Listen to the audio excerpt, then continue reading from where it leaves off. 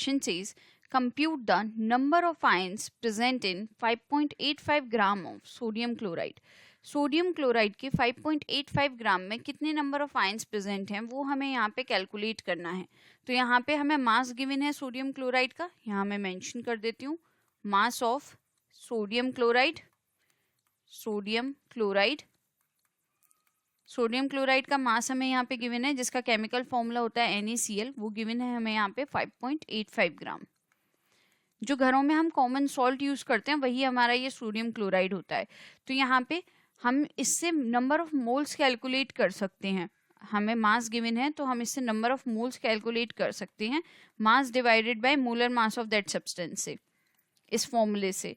तो यहाँ पे मास हमें ऑलरेडी पता है सोडियम क्लोराइड का. मोलर मास जो है अगर हम पता कर लें तो हमें इसमें नंबर ऑफ मोल्स पता चल जाएंगे, जिससे हम इसमें नंबर ऑफ आयंस को फर्दर कैलकुलेट कर सकते हैं.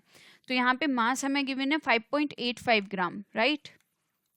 मोलर मास जो होता है सोडियम क्लोराइड का, आई will just mention it here, molar mass of NaCl, ये हमारा होता है 58.5 ग्राम पर मोल. मोलर मास की जो यूनिट होती है वो होती है ग्राम पर मोल.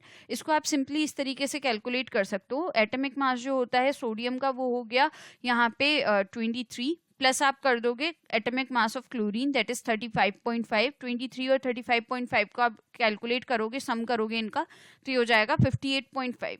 तो ये यहाँ पे आया इसका मॉलिक्यूलर मास, जिसकी यूनिट होगी यूनिफाइड मास. और किसी भी जो मॉलिक्यूल होता है उसकी या कंपाउंड होता है उसका जो मॉलिक्यूल होता है उसकी ये जो मॉलिक्यूलर मास होता है उसको अगर हम उतना ही ग्राम पर मोल ले लें तो उसका मोलर मास बन जाता है.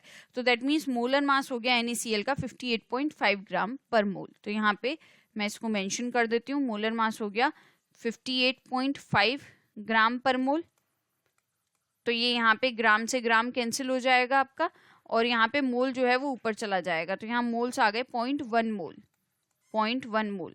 अब इस 0.1 मोल में कितने नंबर ऑफ आयंस हैं वो किस तरीके से पता करें. हमें पता है एक मोल जो होता है किसी भी सब्सटेंस का, so I will mention this here, 1 mole of any substance, ये हमारा बराबर होता है 6.022 इंटू 10⁻23 एंटिटीज की.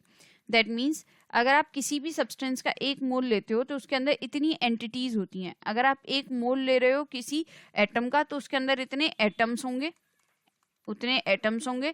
अगर आप एक मोल ले रहे हो किसी मॉलिक्यूल का तो उसके अंदर उतने मॉलिक्यूल्स होंगे. और अगर आप एक मोल ले रहे हो किसी आयन का तो उसके अंदर इतने आयंस प्रेजेंट होंगे. तो यहाँ पे एक मोल जो होगा सोडियम क्लोराइड का, मैं यहाँ पे मेंशन कर देती हूँ, 1 मोल ऑफ NaCl, इसके अंदर होंगे 6.022 इंटू 10⁻23 मॉलिक्यूल्स ऑफ NaCl. यहाँ पे अभी हम आयंस की बात नहीं कर रहे हैं, ये चीज ध्यान रखिएगा. Molecules of NaCl, right. तो 0.1 में कितने हो जाएंगे, सिंपली हम इसको 0.1 से इंटू कर देंगे. 0.1 मोल में हो जाएंगे 0.1 मोल ऑफ NaCl. इसके अंदर हो जाएंगे 6.022 into 10⁻23 into, sorry this is 23, I will just right this again, 23 into 0.1 molecules of NaCl, right. तो ये हमारे आ गए यहाँ पे, आई विल मेंशन दिस हियर, ये हमारे हो गए 6.022 इंटू 10⁻22 मॉलिक्यूल्स ऑफ NaCl. यहाँ पे इसको आप लिख सकते हो 1/10. तो ये एक 10 से ये पावर में से एक 10 आप कम कर दो तो ये 22 हो जाएगा. तो 0.1 मोल NaCl में इतने मॉलिक्यूल्स हो गए. अब हमें पता है जो एक मॉलिक्यूल होता है NaCl का, 1 मॉलिक्यूल ऑफ NaCl, ये मिलकर के बना होता है 2 आयन से. एक होता है इसके अंदर सोडियम आयन और एक होता है इसके अंदर क्लोराइड आयन, राइट. तो जो हमारे पास में गिवन मॉलिक्यूल्स हैं 6.022 molecules, 6.022 into 10⁻22 molecules of NaCl. एक मॉलिक्यूल में है 2 आयन, तो इतने में क्या हो जाएंगे, 2 इंटू 6.022 इंटू 10⁻22 आयंस हो जाएंगे, राइट.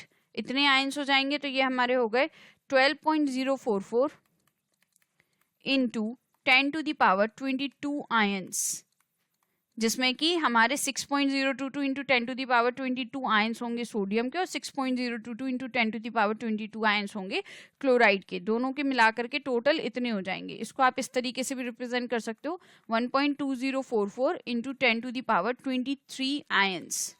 इतने आयंस होंगे 5.85 ग्राम सोडियम क्लोराइड में। So I will just conclude it here now. Thus, the above explanation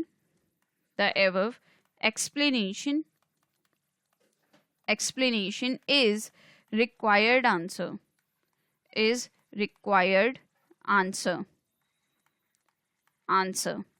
Hope you understood the explanation. Thank you.